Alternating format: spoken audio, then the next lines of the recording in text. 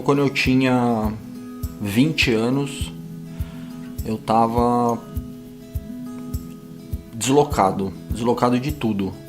Não me dava bem com a minha família, eu e minha mãe era treta o tempo inteiro.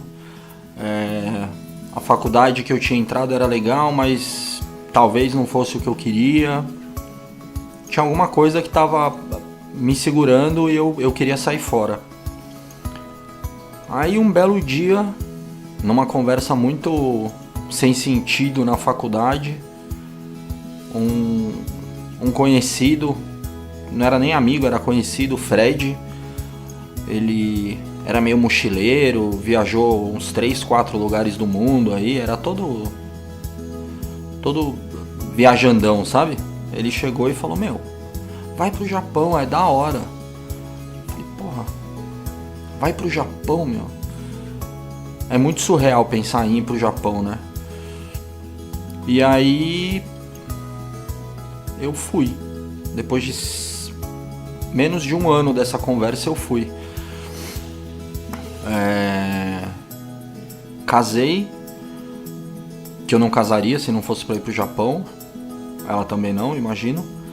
E a gente foi pro Japão. E chegando lá é tudo muito diferente. Não é outro país, é outro planeta, parece, né? O japonês é todo formal, é todo social, é todo certinho, correto, adora regras, adora isso, adora aquilo, a cidade tudo limpa, aquela tecnologia e tal, é o oposto de tudo que eu já tinha visto na minha vida. E fui, no começo assim, aquela descoberta, né, o tempo inteiro, a dificuldade com a língua, cheguei no inverno, um frio do cacete, que quase morri. Já na saída do aeroporto, que não fui preparado, cheguei lá em fevereiro e fui, cara. Comecei a trabalhar na Sony, a gente montava PlayStation 1 na época, isso era 97, faz tempo. E fui com a ideia de ficar 2 anos, tranquei a matrícula na faculdade, que podia ficar 2 anos trancado. Falei, fico 2 anos e volto. E fui ficando, fui me acostumando, fui tentando aprender um pouco a língua. O que é difícil, porque eu trabalhava na Sony e trabalhava só com brasileiro, né? Então você meio que não tem o contato com o japonês. Mas eu tentava, cara, e os 3, 4 primeiros meses foram... Ao mesmo tempo que foi muito divertido, foi muito complicado. Pra pedir um lanche no McDonald's era coisa de meia hora, mostrando imagem, tentando se fazer entender. O japonês é aquele cara que, se você foge um pouquinho do que eles estão acostumados, não rola. E assim foi indo, dia após o outro, né? Na Sony eu trabalhava de dia, só de dia, né? Que lá se trabalha à noite, se trabalha de final de semana. Eu trabalhava de segunda a sexta, das 8 às 5, falaram que eu ia trabalhar que nem um tarado, que eu era escravo, que não sei o que, não. Eu trabalhava das 8 às 5, um trabalho maçante, chato, puxado, mas não foi tão ruim quanto eu esperava. Apartamento bom, casa boa, tudo que me falaram aqui era mentira. Falaram que eu não ia ver um passarinho no Japão, que lá só tinha prédio, que eu não ia ver mato, que eu não ia ver fauna, flora, que era só prédio, que era tipo, sei lá, eles estavam descrevendo Krypton, parecia. Mas com o tempo, eu meio que fui começando a ver um lado do Japão que era diferente do que todo mundo via. O brasileiro, quando ele vai pra lá, ele fica muito deslumbrado com várias coisas. O brasileiro fica deslumbrado com a grana, porque você passa a ter poder de compra, coisa que aqui no Brasil você não tem. O brasileiro fica deslumbrado com a segurança, né? O brasileiro fica deslumbrado com tudo, com a limpeza, com carro, com tecnologia, com tudo. O que você mais vê lá é brasileiro deslumbrado. Mas você não vê muito brasileiro tentando se inserir na cultura, tentando entender mais, tal. E eu era um desses, eu não tentava. Eu, tipo, pra mim eu tava curtindo uma viagem. E com o tempo isso foi mudando, né? E isso mudou principalmente porque eu comecei, por incrível que... O pessoal pergunta pra mim, né? Você sofreu preconceito no Japão? Você sofreu, né? Tipo, pessoal, como é que é, tal, não sei o quê. Eu falo, eu sofri preconceito no Japão. Mas eu sofri preconceito no Japão de brasileiro, cara. E eu achei isso muito estranho. Porque eu era paulista da capital. Qualquer motivo, assim, é motivo para brasileiro segregar. É engraçado isso. Eu era paulista da capital. Tinha muita gente lá que era do interior, ou que era do Paraná, ou que era sei lá da onde. Eu estudei em colégio particular.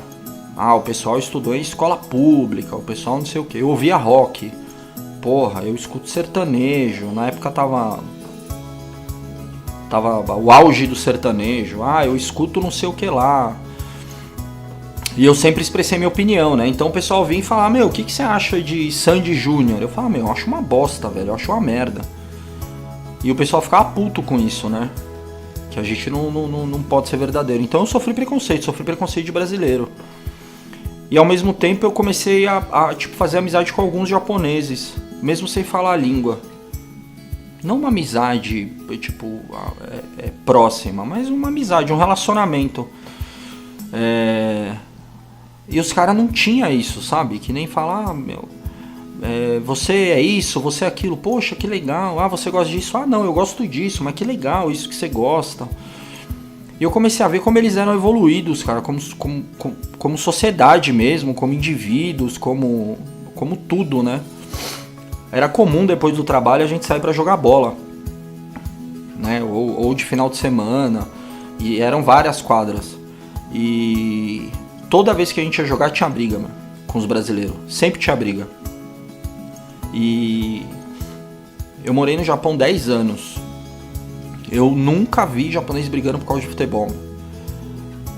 Os caras brigavam, brincavam o tempo inteiro, se divertia, dava risada, o cara fazia gol, todo mundo aplaudia, mesmo outro time e tal.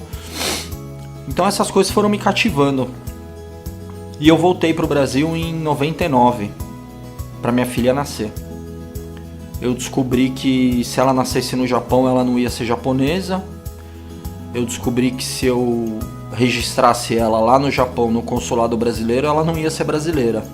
Ela ia ficar como apatriada, eles dizem. Eu falei, não, vou voltar pro Brasil, né? E eu voltei pro Brasil pra minha filha nascer.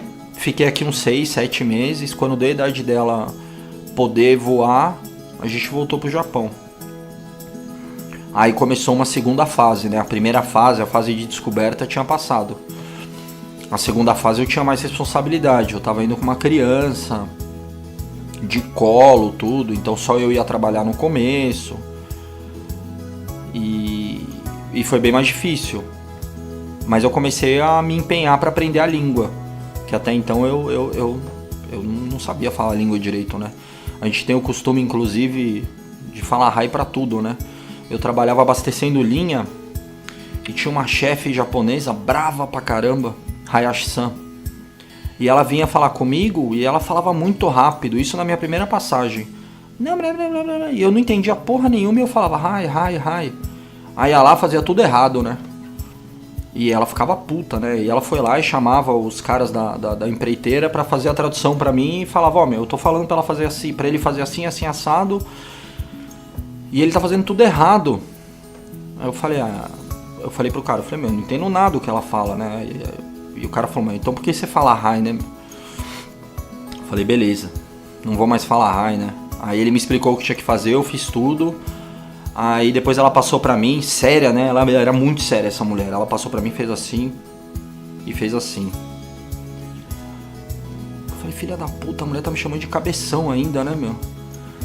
E depois eu descobri que isso não era cabeção, né? Era ok, na linguagem deles.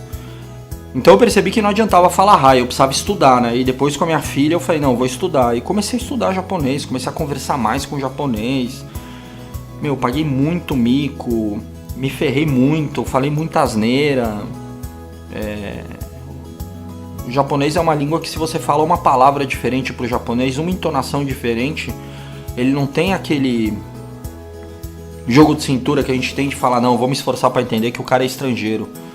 Ele não entendia e pronto, cara. Então eu comecei a estudar, e depois de algum tempo eu já tava conseguindo me comunicar melhor. Ia no médico, levava a Natasha, já entendia mais ou menos o que o cara falava. Se eu não entendia, eu falava pra ele repetir de novo, e assim foi indo. E nisso eu comecei a crescer também dentro da empresa, da fábrica. Porque eu já não era só um apertador de botão, né? Então eu comecei a trabalhar fora da linha. Não tava mais naquele ritmo maçante de linha. E pô, isso foi demais, né? Eu deixei de ser o peão de fábrica e passei a ser um pouquinho staff de linha, essas coisas. E comecei a viajar mais, conhecer o Japão. Eu conseguia me comunicar mais, né? Então eu já perdi um pouco o receio. E aí eu comecei a conhecer um lado do Japão que até hoje pra mim é fascinante, né? Eu falo que o Japão pra mim é um desenho do Miyazaki. O Japão tem uma coisa meio mística, meio sobrenatural que pouca gente percebe. Todo mundo fala de história de fantasma, de sobrenatural, porque lá realmente tem um clima pesado. Eu não sei se é guerra, não sei se é porque é um país muito antigo, eu não sei, mas lá todo mundo fala de Obake, né, que é fantasma e etc. Eu comecei a perceber isso também. E me inseri muito mais na cultura.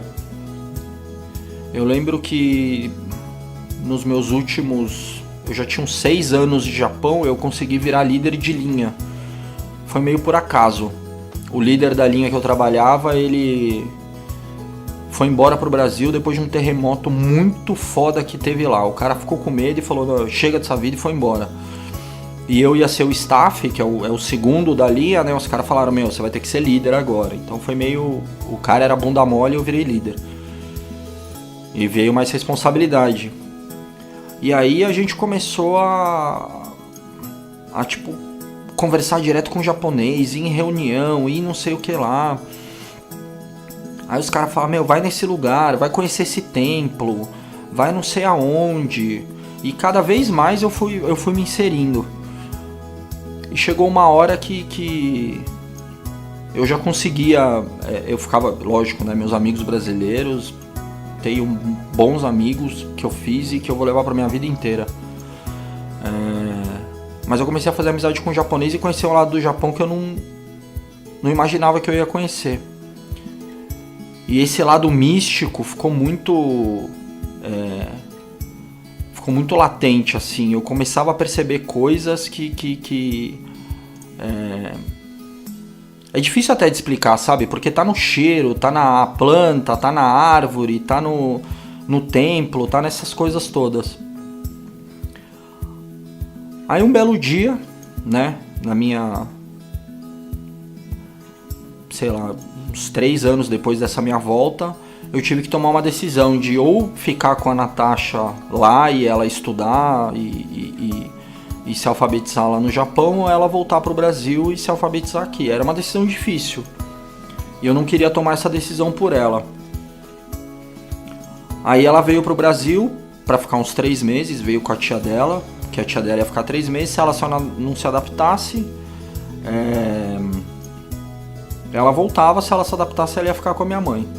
E ela se adaptou muito bem, né, porque eu não conseguia dar a atenção que eu precisava pra ela, né. Eu trabalhava nessa época 12 horas por dia, uma semana de dia, uma semana de noite. A mãe dela também, e ela ficava numa babá peruana, fazia escolinha japonesa de manhã, né, e o resto do dia ficava nessa babá peruana. Eu passava 2 horas do meu dia com ela, mas quebrado, assim, exaurido. Então ela veio pro Brasil e adorou, né? Tinha minha mãe à disposição, tinha meu padrasto, tinha os tios, entrou numa escolinha brasileira, e eu fiquei 2 anos lá no Japão sem a Natasha. E foi difícil, foi punk, a gente era muito próximo. Eu vivia o pouco tempo que eu tinha com ela, a gente vivia passeando, batendo perna, indo em parque, indo em loja de CD, que era o meu vício. Eu ia no futebol, ela ia junto. A gente era bem grudado assim, sabe? E ela veio pro Brasil e 2 anos depois eu decidi voltar. Eu falei, não dá mais pra ficar longe. Aí eu voltei. Ela já tava uma moça, a gente voltou de surpresa, ela tomou um susto. Voltei separado, né? Eu já não tava mais casado. E fiquei aqui 1 ano e pouco e foi difícil me adaptar no Brasil depois desse tempo. Aí depois de 1 ano e meio eu decidi voltar pro Japão. E voltei pro Japão.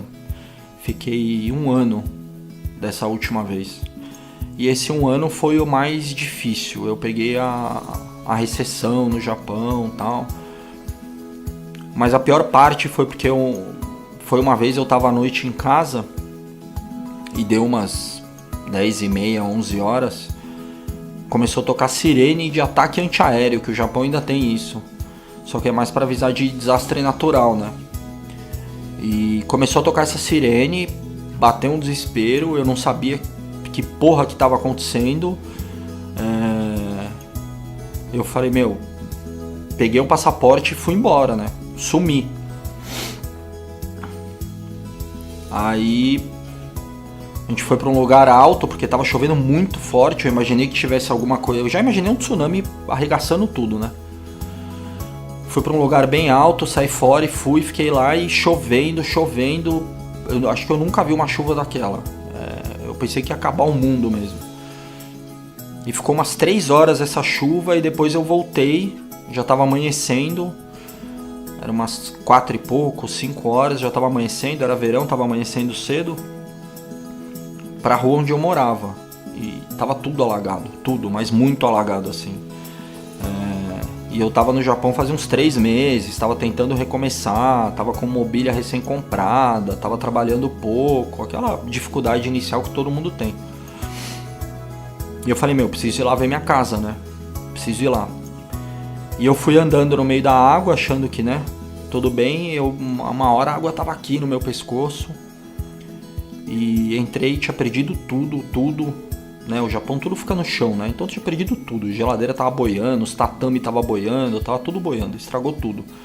Eu mal tinha roupa para usar, né?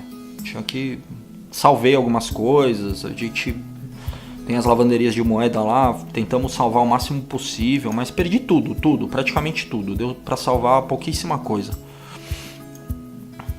E eu caí em desespero esse dia. Eu lembro que acho que foi a única vez na minha vida que eu desmoronei mesmo. E a primeira coisa que eu fiz foi ligar pra minha mãe e pro meu padrasto e contar, né? Eu falei, fudeu, né? Perdi tudo. E chorei pra caramba no telefone. Foi bem difícil. E a água foi baixando, o dia foi passando, o sol saiu, né? Nem parecia que tinha quase acabado o mundo. E eu comecei a ver os japoneses tudo rindo, sabe? Todo mundo tinha perdido tudo. Tudo rindo, se ajudando, meio uma coisa de um vizinho ajudando o outro. De um lado eles punham tudo que dava pra salvar, do outro lado tudo que era lixo. Numa harmonia meio esquisita assim, né? Tipo, pro momento. Não dava pra entender aquilo. E o meu vizinho, que eu não conhecia ele até então, né? Eu tava lá faz pouco tempo, era um japonês. Ele pouco ficava lá também. Ele deixou a casa dele do jeito que tava, pegou uma muda de roupa, botou num saquinho ziplock e foi. E eu lembro que eu perguntei pra ele, eu falei, e aí, onde você vai? Você tá precisando de ajuda, né? E ele falou, não, eu tô indo lá pra prefeitura, que eu trabalho lá e vai ter muita gente precisando de ajuda, então eu preciso ir lá pra ajudar o pessoal. E eu falei, caralho, o cara deixou tudo pra trás pra ir ajudar os outros, né? E acho que foi a maior lição que eu tive na minha vida esse dia, porque eu vi todo mundo agindo de uma maneira que eu nunca achei que fosse ser capaz de agir. Um pessoal que acabou de passar por uma coisa tão grave, ninguém morreu, ninguém se machucou, acho que era por isso até que eles estavam gratos. Mas porra, acabou tudo, né, velho? Tipo, todo mundo perdeu tudo. Foi uma enchente bem nervosa mesmo. E A prefeitura passou. Eu lembro que até 3, 4 horas da tarde todo o lixo já tinha sido recolhido, as ruas já tinham sido lavadas e já estava tudo em ordem e eu estava mudando para outro apartamento que a empreiteira ia disponibilizar para mim. E eu fiquei impressionado com aquilo. Fiquei uma noite na casa de um amigo meu tal, e o resto eu fiquei bem impressionado com a atitude daqueles japoneses. Dos japoneses que estavam lá. Foi bem surreal pra mim. E o apartamento tinha seguro, né? O apartamento tinha um seguro que ele dava por inundação, essas coisas, mais ou menos 600 mil ienes, 650 mil ienes, alguma coisa assim, algo em torno de 6 mil dólares. O que ia ser uma ajuda legal pra recomeçar. E a empreiteira roubou essa grana. Eu lembro que a empreiteira roubou essa grana e eu fiquei sem nada do seguro, porque eles falavam que o apartamento era deles, não era meu, e eles iam usar esse dinheiro pra reformar o apartamento. E todo mundo recebeu, dos vizinhos, né? Eu que era dessa empreiteira não recebi. E eu falei, porra, o brasileiro no final conseguiu me ferrar numa chance que ele tinha pra me ajudar, né? Enquanto os japoneses aqui que passaram por tudo isso estavam se ajudando e né, eles estavam o tempo inteiro se unindo para tentar superar aquela adversidade. Ali eu fiquei um pouco sem esperança, sabe, em relação ao Brasil, em relação a tudo, em relação ao brasileiro. Achei que isso ia passar, mas não passou não. E depois de alguns meses, eu recebi uma cartinha da prefeitura, que eu não entendi nada, né, tudo escrito em kanji, não entendi nada do que estava escrito. Levei lá na empresa para mostrar para algum japonês lá e falou, você tem que ir lá na prefeitura, eles estão te chamando, tá? Alguma coisa a ver com a enchente. E eu fui lá, eles me deram um cartãozinho, né, um cartãozinho, tipo, de felicitação, alguma coisa assim, porque o pessoal ao redor do Japão, sabendo do que tinha acontecido naquela região que eu morava, se uniram e depositaram na prefeitura uma grana. E a prefeitura repartiu essa grana entre os moradores que foram atingidos. Então eu recebi uma grana. Era pouco, tipo, era 500, 600 dólares. Tipo, pouco naquelas, né? Mas eu fiquei chocado com aquilo. Eu falei, cara, puta, eu não pedi nada, ninguém pediu nada, não teve propaganda, não teve nada. Foi um ato simples de ajuda ao próximo. E isso mudou muito, assim, a minha percepção do mundo, a minha percepção do brasileiro, a minha percepção do Brasil, do Japão e tudo mais. Eu tenho um amigo que depois estava lá na época do tsunami de anos atrás e ele conta coisas também que são impressionantes. E eu voltei pro Brasil. Né? Eu já tinha casado de novo, fiquei aqui um tempo.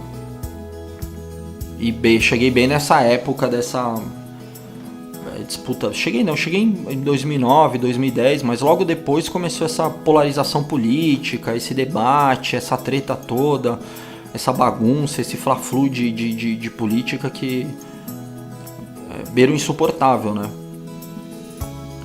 E eu sempre lembro de tudo isso que aconteceu e de como a gente tá longe de alcançar essa maturidade social que outros países tenham. Talvez, eu falo Japão porque eu morei lá, então eu vivi essas coisas. Mas eu acho que falta muito, eu não sei se a gente vai alcançar. E isso me fez também me aproximar um pouco mais do budismo, né? Hoje eu frequento um budismo japonês ali na Vila Mariana. E sei lá, toda vez eu penso, eu tento me aproximar mais do que eles foram naquele dia e do que eles significaram pra mim naquele dia. Eu tava até vendo uma palestra esses dias com a Nai, e o cara fala quem quer ser o modelo, quem quer ser o herói, quem quer não sei o que lá. E eu não tenho um modelo, sabe, um herói, aquela pessoa que você fala, essa pessoa é meu herói, eu tenho minha avó, cara, que minha avó é... Mas eu pensei naquele dia, no povo japonês. Eu sempre penso agora quando acontece alguma coisa assim, né? Quando você vê morador de rua sendo espancado, quando você vê, tipo, história de mulher que foi assassinada porque terminou com o marido, quando você vê... eu sempre lembro daquele dia e eu fico meio sem esperança, sabe? Será que a gente vai conseguir um dia alcançar isso? Eu acho que a gente não vai. Eu sou pessimista por natureza, eu acho. Eu acho que a gente não vai, mas aquele dia mudou minha vida.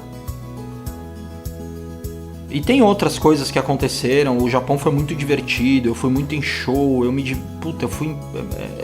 É uma vida muito diferente da que a gente leva aqui. Aqui a gente é meio tratado como gado, mas lá eu